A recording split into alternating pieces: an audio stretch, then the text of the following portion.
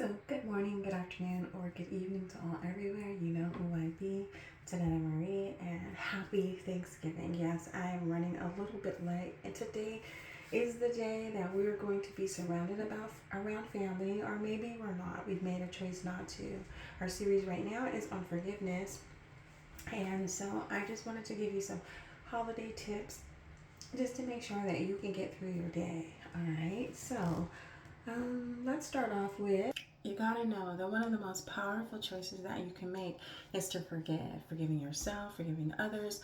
That is very powerful. It's a skill. It is a skill. Everybody doesn't have this skill and everybody doesn't want this skill. So you making the choice to forgive others, phenomenal. And let me salute you in that.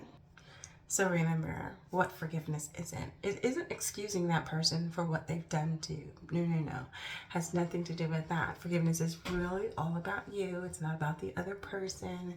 It is strictly about you letting go of the heaviness and the chains that you hold in unforgiveness. So forgiving people around the holidays, sometimes it's just a temporary thing just to get through the holidays. We do have a whole lot to do, so don't rush through those steps, the last homework activity that I gave you. And so it just means that right now we're using the season as to be intentional about letting go of the resentment or the anger that we're feeling towards someone who's wronged us.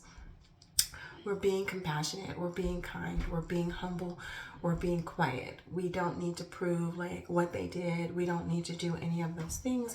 We're just choosing to foster like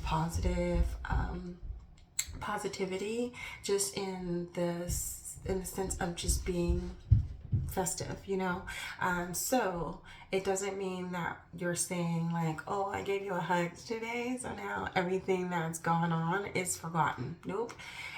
That is you feeling better about you and that you're making positive changes, and maybe just so that your children can see you differently, or your family, so that you're not the person that they're going, it's always you, when in reality you do have some resentments that you feel deep down inside. So let's start with that one. So, because I do have you working on some homework, I don't want you going to that person saying, you know what, I'm going to deal with you. I want you to leave that alone since it is the holiday time. I don't want you to isolate yourself and take yourself away from the family events. I want you to put up strong boundaries and be able to say, I'm going to stay away from this person as much as I possibly can. I'm going to smile, I'm going to bear and grit it. If they say something that's negative, or something to the incident, then I know that I have the freedom to walk away. And also, everybody is entitled to their belief systems, and your spiritual walk definitely is something as a great coping skill. So all the people who are believers, I want to leave you with Colossians 3:13. Bear with each other and forgive one another if any of you has a grievance against someone.